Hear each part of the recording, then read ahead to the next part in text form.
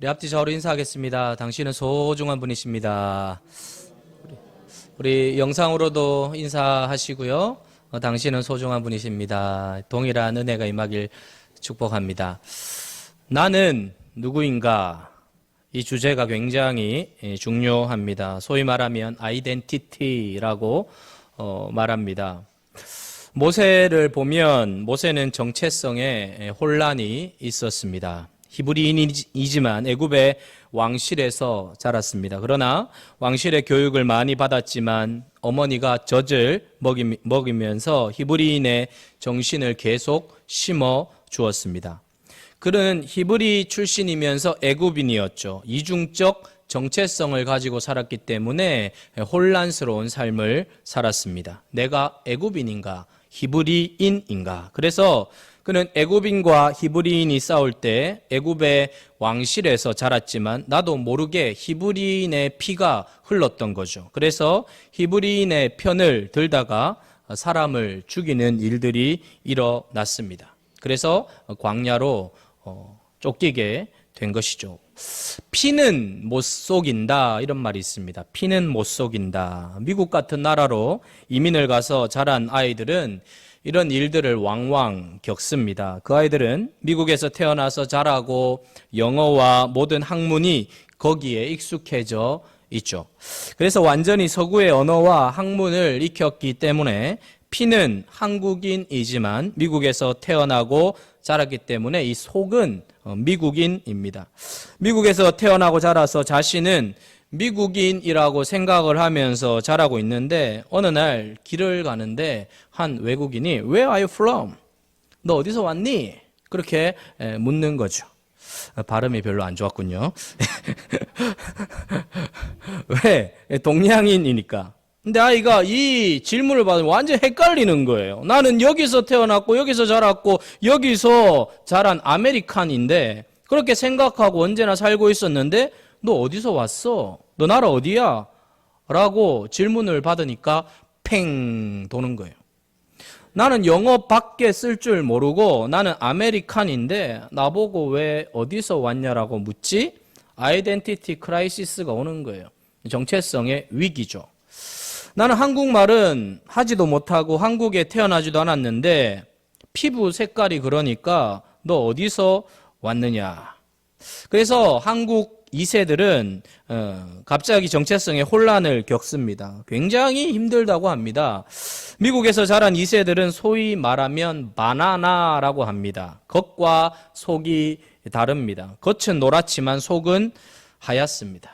여러분, 이 정체성의 문제는 작은 문제가 아닙니다. 아주 중요해요. 내가 누구인가? 내가 누구인가? 가장 원초적인 문제입니다. 내가 누구인가? 나는 어디에 속한 자인가? 소속에 따라 여러분 모든 것이 달라집니다. 인간은 소속하려고 하는 욕구가 있습니다. 어디인가 속해 있습니다. 그것에 따라 삶의 클래스가 결정이 되죠. 정체성이 곧 능력입니다. 내가 지금 어디에 속해 있는가? 그것이 내 삶을 결정합니다. 정체성이 힘이고 용기고 능력인 것입니다. 자, 사랑하는 여러분, 바벨론 왕은 이 붙잡혀온 소년들을 바벨론 사람으로 만들려고 합니다. 그런데 아무리 바벨론 학문을 가르치고 바벨론의 언어를 익혀도 바벨론을 위하여 충성하는 사람으로 만드는 것이 쉽지 않다는 것을 깨닫고 유화 정책을 펼칩니다. 고급 음식을 펼쳐놓고 막 먹이려고 합니다. 이게 바로 유화 정책이에요.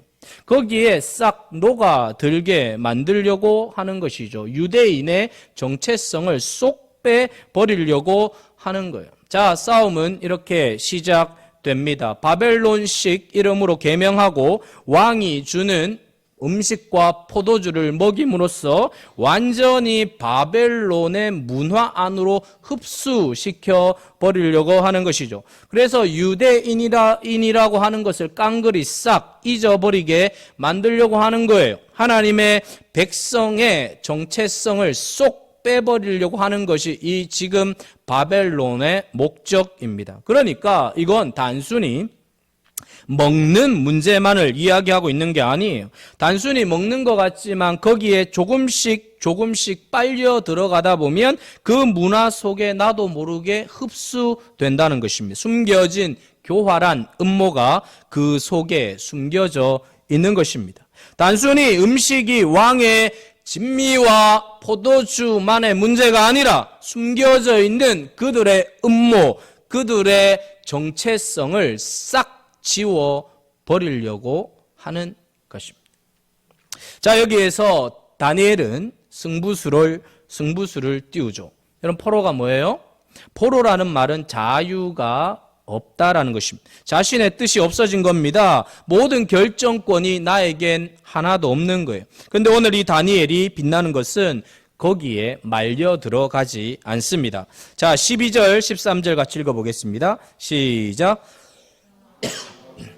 당신의 종들을 열흘 동안 시험하여 채식을 주어 먹게 하고 물을 주어 마시게 한 후에 당신 앞에서 우리의 얼굴과 왕의 음식을 먹는 소년들의 얼굴을 비교하여 보아서 당신이 보는 대로 종들에게 행하소서. 자, 여러분, 다니엘이 지금 의견을 제시하고 있는 것입니다. 그들이 내어놓은 제안에 노예인 다니엘이 덧붙여 제안하는 것입니다. 청합니다. 당신의 종들을 열흘 동안 시험하여. 기가 막힌 대목이에요. 자, 여러분, 다니엘은 분명한 겁니다. 이게 뭐냐 하면 그대로 난 따라가지 않을 거야 라는 거. 주는 대로 먹지 않을 거야 라는 거죠. 단호합니다. 근데 거절하되 아주 지혜롭게 거절하고 있어요. 투쟁을 하되 부드러워요. 겉은 제한이지만 속은 비장함을 갖고 있습니다. 그러니까 거대한 물살이 지금 흐르고 있는데 지금 버티고 있는 거죠. 왕의 그 서슬푸른 명령에도 기죽지 않고 자기의 확고한 뜻을 가지고 있는 거예요. 자, 이게 바로 정체성이에요. 어디에 속할 것인가? 이 선으로 지금 넘어오라고 이야기하는 것을 직감하고 넘어가면 자기의 존재가 이제 사라져버리기 때문에 하나님의 백성의 정체성을 잃어버리기 때문에 이 거대한 전쟁은 당신은 이제 어느 편에 속할 것인가? 하나님 백성에 속할 것인가? 바벨론에게 속할 것인가? 당신 소속은 어디인가? 라는 것입니다. 여러분, 여기서 모든 게 결판납니다.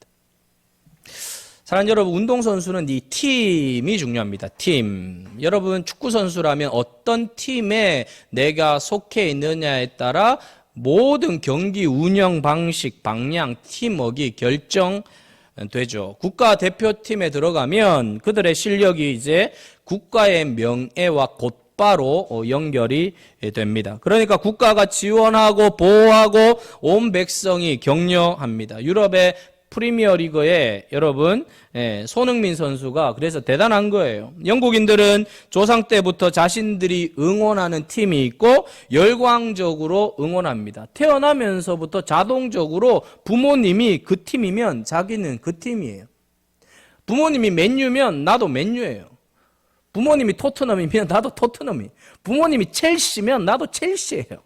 그냥 그게 이어지는 것이죠. 내가 응원하는 팀의 선수들은 단순히 선수가 아니고 자기 가문의 가족처럼 여기죠. 그래서 선수들은 어느 팀에 속해 있느냐가 운명을 결정하고 모든 게 달라지고 처우가 달라지고 그의 행동과 그의 실적과 그의 모든 능력이 응원하는 나라 전체의 운명에 영향을 주게 되어 있어요.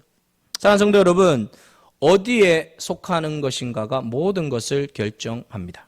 다니엘과 그의 세 친구들은 바벨론 왕실에서 지금 보이지 않는 싸움이 전개되고 있습니다. 이 두 싸움은 다니엘서 안에서 보아야 하는 관전 포인트입니다. 오늘 우리도 동일하게 매 순간 세상 속에서 경험하고 있는 것이 무엇이냐? 세상의 압박과 해유와 유혹과 도전이죠. 세상에 속하라는 거예요. 세상으로 넘어오라는 거예요. 세상의 온갖 문화들이 우리의 마음을 빼앗고 하나님의 백성들의 정체성을 빼앗으려고 하는 압박감에 너도 넘어오라는 거예요. 안타깝게도 많은 사람들이 지금 그 회유에 넘어가고 있구나, 넘어갔어요. 어쩌면 이 세상의 회유에 넘어가지 않은 하나님의 백성들은 소수일지 몰라요. 여러분, 세상의 펀치는 점점 강해져 가고 있습니다. 이 다니엘서를 통해서 우리가 확고하고 명확하게 붙잡아야 할 주제는 바로 정체성의 문제입니다. 나는 누구인가? 나는 어디에 속해 있는가? 자, 여러분, 이 두 나라는 너무 다르죠. 하나는 눈에 보이는 나라고 하나는 눈에 보이지 않는 나라예요. 바벨론은 눈에 보이는 나라입니다. 오늘 우리가 매일 접하는 세상의 문화는 확실하고 현실적이고 가깝고 실제적이고 매력적이고 유혹적이에요. 반면에 눈에 보이지 않는 하나님의 나라는 비현실적이고 멀어 보이고 실감이 나지 않을 때가 많아요. 그래서 여기서 착각하게 됩니다. 눈에 보이지 않는 나라는 없어라고 착각하죠. 그러나 여러분, 실제는 다르죠. 눈에 보이는 나라는 과연 보이는 것이 아닙니다. 고린도후서 4장 18절에 바울은 우리에게 이렇게 이야기합니다. 같이 읽어보겠습니다. 시작. 우리가 주목하는 것은 보이는 것이 아니요 보이지 않는 것이니 보이는 것은 잠깐이요 보이지 않는 것은 보이는 것은 잠깐이요. 잠깐이요. 보이지 않는 것은 눈에 보이는 바벨론 잠깐. 눈에 보이지 않는 하나님의 나라가 원한 줄 믿습니다. 할렐루야. 보이지 않는 하나님의 나라가요. 그 나라를 바라보는 거예요. 여러분, 롯데에서 101층을 지었죠. 거기에 옛날에 뭐가 있었는지 아세요? 콘도가 있었대요. 콘도. 그 옆에 무슨 호텔이 있었는지 아세요? 극동 호텔이 있었대요. 여러분, 극동 호텔이 그렇게 유명했다 그러대요? 모르시나 보시오? 여러분, 그렇게 유명한 극동 호텔이 사라졌어요. 공항 갈 때 보면요, 유수한 기업들의 간판이 쫙 있어요. 곧 다른 기업으로 바뀌어요. 여러분, 겉으로 보면 바벨론 왕 느부갓네살이 실세로 보여요. 그러나 성경은 no, 아니야. 육안으로 보이는 게 전부가 아니라 그 말이에요. 여러분, 세상은 물질주의가 지배하고 있죠. 판을 치고 있어요. 세상적인 눈으로 보면 그게 전부라고 생각해요. 근데 아니라는 거예요. 여러분, 지금 미국이 실세입니다. 중국이 아무리 대단하다 해도 미국하고 사실 게임이 안 돼요. 그러나 여러분, 미국이 이렇게 번성한 것도 얼마 안 돼요. 그전에는요, 영국이에요. 영국은 별명이 뭔지 아세요? 해가 지지 않는 나라. 오메. 해가 어떻게 안 져요? 해가 지지 않을 정도로 대단한 나라였어요. 근데 지금 영국은요, 국내 문제도 해결하지 못해요. 해가 벌써 졌어요. 영국 전에는요, 그리스, 로마는 어때요? 조상들이 만들어 놓은 역사에 폐허된 그 유물들을 관광상품으로 지금 먹고 살아가고 있어요. 모든 길은 로마로 통한다 라고 말했던 로마. 모든 길은 로마를 통해서만이 갈 수 있다라고 했던 그 전성기의 로마. 역사의 폐물만 먹고 살아요. 역사를 보면 영원한 제국은 하나도 없습니다. 다 사라지는 것입니다. 사랑하는 여러분, 다니엘 시대가 그랬습니다. BC 6세기경에 다니엘이 바벨론의 포로로 붙잡혀 갔습니다. 유다는 몰락했어요. 다니엘은 지금 자기 눈앞에서 나라가 없어지는 것을 보았죠. 하나님의 선민, 하나님의 성전이, 예루살렘이 눈 깜짝할 사이에 없어져 버렸어요. 자신도 포로로 잡혀온 신분이지만 유다가 깜쪽같이 바벨론의 권세 아래 사라지게 되었지만 다니엘은 그 역사적인 사건을 겉으로만 보는 게 아니라 그 거대한 바벨론 역시 하나님의 권세 아래 있음을 알고 유다가 없어지듯이 바벨론도 없어질 수 있는 나라임을 절감하며 다니엘은 역사를 꿰뚫어 하나님의 통치와 하나님의 권세를 믿었기 때문에 담대하게 나아갈 수 있었던 것입니다. 사랑하는 성도 여러분, 이스라엘 역사 속에 보면 나라가 없어졌다 생겼다가 없어졌다 생겼다 반복을 했어요. 비운이죠. 지금은 그의 눈에 유다가 사라져 버렸습니다. 자신의 조국이 중요하지만 그 조국도 자신이 절대적으로 붙들 나라는 아니고 자기가 붙들어야 할 진정한 나라는 바로 하나님의 나라밖에 없다는 것을 안 것입니다. 세상의 모든 나라는 유한한 거예요. 다니엘은 분명합니다. 자신이 충성해야 할 대상은 바벨론 왕이 아니라 자신이 충성해야 할 분은 오직 만군의 하나님 여호와밖에 없다. 그것을 알고 있는 거예요. 다니엘은 역사를 보는 눈이 활짝 열렸어요. 오늘 이 시간 예배를 드리는 가운데 여러분들이 역사를 보는 눈이 활짝 열리게 되길 축복합니다. 세상을 바라보는 눈이 신자는 달라야 돼요. 겉으로 보면 바벨론 왕이 승승장구하는 것 같아 보여요. 하나님의 전에 기물들을 바벨론 이방 신전 안으로 다 들여놓았어요. 당시의 전쟁은 신들의 전쟁이라고 생각했죠. 전쟁에서 이기면 신의 싸움에서 우월한 신의 승리로 보았던 거죠. 유다를 침략했던 바벨론은 자신들의 신이 전쟁에서 이기게 했다라고 말한 거예요. 모든 대세가 바벨론으로 넘어갔다라고 착각을 한 거죠. 그러나 여러분, 다니엘은 다른 역사관을 가지고 있어요. 그는 다른 관점을 가지고 있죠. 하나님이 패배한 신이 아니라 일시적으로 하나님이 패하도록 허락하셨다는 거예요. 바벨론에게 승리를 준 분은 바벨론이 강해서가 아니고 하나님이 허락하셨기 때문에 바벨론이 이긴 거야 라는 거예요. 사랑하는 성도 여러분, 다윗 스토리에서 우리가 다윗과 골리앗을 보는 거예요. 블레셋 대표 선수가 골리앗이. 이스라엘은 폰만 잡고 있지 싸울 군인이 하나도 없었어요. 그때 용기 있게 달려나간 대표 선수가 다윗입니다. 그는 군인도 아닙니다. 갑옷도 없습니다. 무명의 소년입니다. 그러나 누구보다 보이지 않는 하나님을 실제로 본 거예요. 여러분, 싸움은 누가 합니까? 싸움은 정체성이 분명한 사람이 하는 거예요. 그는 하나님에게 속한 사람이에요. 다윗은 도무지 여호와의 이름을 모욕하는 소리를 듣고 있을 수가 없었어요. 왜요? 다윗은 하나님 편이니까. 하나님 편에 속해 있기 때문에 하나님께 소속된 하나님의 백성이 하나님을 욕하고 있는 그 이방 장수의 말을 들을 수가 없었던 거예요. 그래서 골리앗보다 더 실제하신 눈에 보이지 않는 하나님을 더 가깝게 믿었기 때문에 뛰쳐나간 거예요. 사랑하는 성도 여러분, 눈에 보이는 것과 보이지 않는 것, 실상과 허상을 보는 눈, 두려워할 대상과 두려워할 필요가 없는 대상을 보는 눈이 여러분들에게 이 시간 활짝 열리게 되길 축복합니다. 사랑하는 여러분, 우리가 어디에 속한 자인가를 알면요, 느긋해져요. 모든 것이 하나님의 통치와 다스림 가운데 있다는 것을 믿으면, 하나님의 나라가 영원한 실제라는 것을 믿으면, 그런 역사관을 가지고 현실 속에 살아가면 초조해지지 않아요. 느긋해져요. 불안하지 않아요. 사랑하는 여러분, 우리가 초점을 맞춰야 하는 것은 바벨론의 힘이 얼마나 강한가가 아니에요. 지금도 우리나라가 마찬가지예요. 미국, 중국, 일본, 러시아, 이 사강 그리고 이 북한과의 관계 속에서 고민을 하지만 그리스도인의 역사를 보는 눈은 다르죠. 모든 것은 하나님이 결정하신다. 역사를 좌지우지하는 것은 트럼프도 아니고 바이든도 아니에요. 김정은도 아니에요. 시진핑도 아니에요. 스도 아니에요. 우리나라 대통령도 아니에요. 모든 것은 하나님의 손에 달려있는 줄 믿습니다. 그렇다면 하나님의 손에 달려있다면 하나님이 결정하실 때 중요한 기준이 뭐예요? 이 땅에 하나님의 백성들이에요. 우리가 어떻게 사느냐, 그게 아주 중요한 거죠. 하나님의 백성들이 사명을 잊어버리고 자기 마음대로 살아가고 죄에 짓눌려 살아가고 우상 숭배를 하고 하나님의 백성들이 타락하면 하나님 편에서 안타깝지만 고난 가운데 밀어넣을 수밖에 없는 바벨론으로 포로로 잡혀갈 수밖에 없도록 넘기시는 거예요.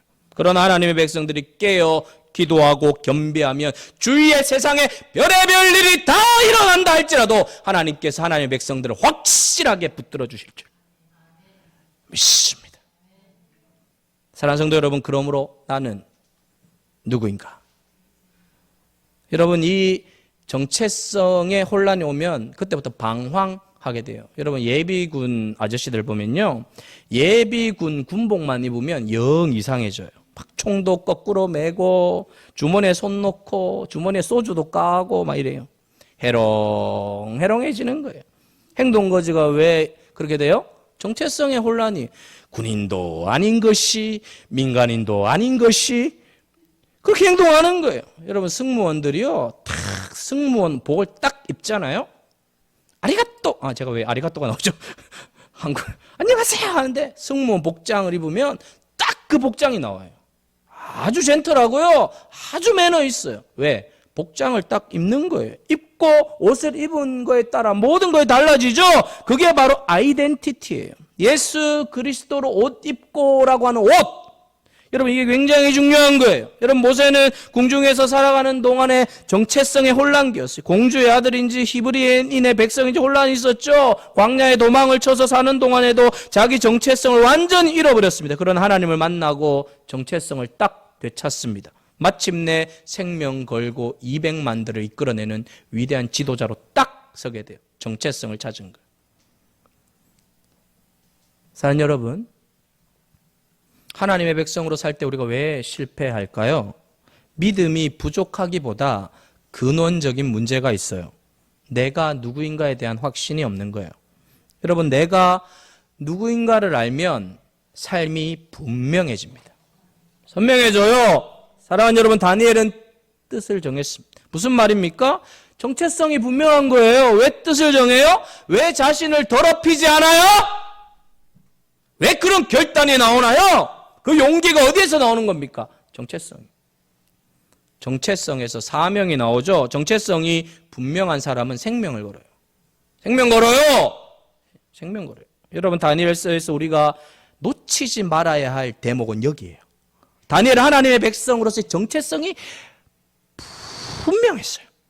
그래서 자신을 이방의 문화 속에 오염시키지 않아요. 지켜요. 이름을 바꾸고 다양한 압박을 해도 자신이 붙들어야 될 것이 무엇인지 분명히 알았던 거죠. 나는 하나님의 백성으로서 바벨론에 있다 라는 것입니다. 어떤 사람은 신앙생활 잘 하다가 취직하고 진급하고 잘 나갈 때부터 신앙이 미지근해지다가 출장도 잦아지고 그러더니 주일 성수를 띄엄띄엄 하다가 돈이 좀 생기면 완전히 희미해지는 분들이 있어요. 진급하고 잘 나가면 이상해지는 거죠. 본부장이 되고 사장이 되었다고 회장이 되었다고 하나님의 백성의 신분이 희미해지는 거예요. 여러분, 그 사람이 직장인으로서의 정체성은 잘 지켰을지 모르지만 하나님의 자녀로서의 정체성은 무시한 겁니다. 그 직장이 천년 만년 보장됩니까? 신의 직장입니까? 하나님의 백성의 신분은 뗐다가 붙였다가 할 수 있는 것입니까? 자, 여러분, 다니엘이 바벨론 왕실의 특채를 받았다는 것은 인간적으로 생각하면 절호의 기회입니다. 다른 사람들은 바닥에서 노예로 고생하는데 이런 찬스가 어디에 있습니까? 할렐루야죠. 감사합니다. 하나님 나를 이렇게 사랑하셔서 이곳에 보내주시니 감사합니다 하면서 신분 세탁을 할 수 있어요. 이왕 이렇게 된 거 하나님이 주신 기회인가 보다. 포로의 신분에서 왕의 기분 상하게 하는 것은 위험한 거야. 자기의 정체성을 망각하고 적당하게 묻혀 사는 처세술을 발휘했다면 오늘날 다니엘은 없어요. 사랑하는 성도 여러분, 세상 속에서 그리스도인으로 산다는 것은 굉장히 어려운 일입니다. 신자의 신분이 드러날 때 불리해지면 꼬리를 감추고 싶은 유혹이 생기죠. 왕이 주는 진미를 먹지 않는다는 것 안에는 많은 것들이 포함되어 있습니다. 특권을 누리게 하는 이유는 너도 앞으로 특권층의 포지션을 주겠다라는 무언의 암시입니다. 자신의 신분을 감추면 상당한 것이 보장될 수 있음을 시사하는 거예요. 너 앞으로 이거 먹고 이런 기가 막힌 특권을 누리며 앞으로 잘 먹고 잘 살 수 있어. 먹어. 로마에서는 로마의 법을 따라야지. 얼마든지 자기 합리화를 할 수 있었어요. 사랑하는 성도 여러분, 오늘 우리 시대는 가짜가 너무 많습니다. 가짜 신자가 너무 많습니다. 가짜 목사도 많고요. 위장된 그리스도인들이 너무 많아요. 무늬만 그리스도인도 엉터리 직분의 자리에 앉아있는 사람도 많습니다. 자기의 직분에 여러분 절대로 속지 마세요. 내 직분이 나의 신앙이라는 것은 꿈에도 생각하지 마세요. 교회 바깥에만 불신자가 있는 게 아니에요. 교회 안에도 불신자들 많아요. 소위 종교 노름하는 사람들 많아져요. 유사 그리스도인들, 여러분 특히 핍박의 시대가 아니면 교회 안에 유사 그리스도인들이 급격하게 늘어납니다. 1세기 핍박의 시대는 유사 그리스도인들을 찾아볼 길이 없어요. 예수를 믿는 순간 생명이 빼앗기고 모든 걸 다 빼앗기고 가족들에게서도 축출을 당하는데 어떻게 유사 그리스도인들이 생길 수 있어요? 우리나라 초기에 기독교 인구가 2% 될 때 2%가 98%한테 막대한 영향을 미쳤어요. 진짜들이니까. 진짜는 2%만 있어도 돼요. 2%만 있어도 세상을 바꿔놓습니다. 진짜 예수 믿는 사람 한 사람만 있어도 직장을 바꿔놓아요. 많이도 필요 없어요. 콘스탄티누스 대제가 기독교를 국교로 선포하는 시기 이후부터 기독교에 봄바람이 불어닥쳤습니다. 황제가 예수를 믿으니 기독교 시대가 온 거죠. 예수를 믿기에 너무 좋아졌어요. 그때부터 기독교 인구가 폭발적으로 증가하죠. 그것을 관리하기 위해 전문 목회자들을 막 배출했어요. 나중에는 교육도 부실한 상태에서 지도자들이 막 나오는 거예요. 결국 가짜 신자 대중화 바람이 불었죠. 가짜 신자, 가짜 성직자 그룹들이 기하급수적으로 늘어났어요. 지금은 아무리 예수 믿기가 어렵다 해도 핍박 있는 시대는 아닙니다. 그러니까 지금은 좋은 시절이에요. 그래서 가짜가 많은 거예요. 사랑하는 성도 여러분, 이 다니엘서를 통하여 우리는 우리 신앙을 깊이 점검해 보아야 돼요. 우리 신앙의 진위 여부. 사랑하는 여러분, 희미한 불빛 아래에서는 위조 지폐인지 아닌지 분간하기 어렵죠. 그러니까 속죠. 위장술이 고도로 발전하면 가짜도 진짜로 보여요. 그러나 빛 가운데로 가서 정밀 분석하면 결국 다 드러나죠. 하나님의 말씀에 빛이 드러나면 감출 수가 없어요. 진짜는 위장할 필요가 없죠. 있는 그대로 있으면 되지요. 그러나 가짜는 위장술이 뛰어납니다. 자기도 자기에게 속습니다. 대개 시련을 통과하면 다 드러나요. 시험 닥칠 때 믿음이 드러나죠. 실력이 드러납니다. 진짜는 시련 속에서 더욱 진가를 발휘합니다. 가짜는 시련과 유혹을 이겨낼 힘이 없어요. 성도 여러분, 정체성을 분명히 하십시오. 나는 누구인가? 우리의 삶의 환경은 수시로 변하죠. 직업도 바뀌기도 하고 사는 나라도 바뀌어요. 그러나 어떤 경우에도 바뀌지 않는 것이 있어요. 그리스도인이라고 하는 이 정체성은 바뀌지 않는 거예요. 직업을 바꾸고 사는 동네를 바꾸어도 나는 그리스도인이다라는 정체성은 절대로 잃어버려서는 안 돼요. 사랑하는 성도 여러분, 내가 사업을 하면 사업가가 되지만 그리스도인이라고 하는 정체성이 바뀌는 건 아니에요. 우리의 가장 본질적인 정체성은 그리스도인이에요. 세상적인 성공을 추구하다가 자신의 정체성을 잃어버리면 안 돼요. 분명한 신분을 가져야 돼요. 그리스도인으로서의 정체성을 흔드는 세상의 유혹으로부터 우리는 지켜야 돼요.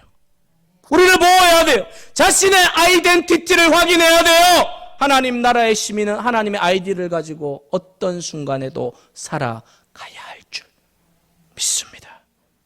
사랑하는 성도 여러분, 그리스도인은 예수 그리스도를 위해 살아가는 존재들입니다. 바울은 내게 사는 것이 그리스도니 죽는 것도 유익하다 그랬어요. 중요한 것은 자신의 정체성에 대한 자부심입니다. 직장에서, 세상에서 내가 그리스도인임을 드러내고 있는가? 드러낼 뿐만 아니라 그 정체성에 어울리는 삶을 살고 있는가? 만약 자기 정체성을 분명히 하지 않는다면 그 신앙은 자랄 수 없어요. 은둔형 그리스도인으로 살아가요. 사랑하는 여러분, 정체성이 희미한 사람은 이중생활을 하는 겁니다. 이중생활이 얼마나 힘듭니까? 카멜레온처럼, 지킬 박사와 하이드처럼 눈치 보면서 적당하게 사는 게 얼마나 힘들어요. 하루도 아니고 이틀도 아니고 1년도 아니고 평생을. 다니엘은 하나님 나라의 백성의 신분을 어떤 경우에도 포기하지 않아요. 나중에 보세요. 총리가 되어서도 마찬가지죠. 주변 사람들은 회유해요. 총리보다 더 위에 있는 개념이 하나님 나라의 백성이기 때문에 다니엘은 언제나 당당했어요. 기죽지 않았어요. 머리 숙이지 않았어요. 그의 자존심은 정체성이었어요. 다니엘은 바벨론의 심장부 안에서도 자신의 소리를 내고 있습니다. 물이 흘러가는 대로 떠내려가지 않아요. 생명의 위협을 가하고 그를 감시하는 사람들 앞에서도 기도를 포기하지 않았던 것은 결국 명확한 정체성을 꽉 붙들고 있는 거예요. 모든 유혹을 이기죠.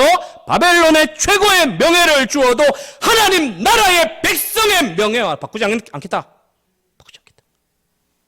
그는 상황에 따라 자신의 색깔을 바꾸지 않아요. 오늘 우리는 다니엘을 통해 도전을 받아야 합니다. 우리 아이들에게 심어주어야 될 최대 핵심적인 레슨은 아이덴티티입니다. 정체성입니다. 너는 하나님의 사람이야. 너는 그리스도인이야. 너는 하나님의 자녀야.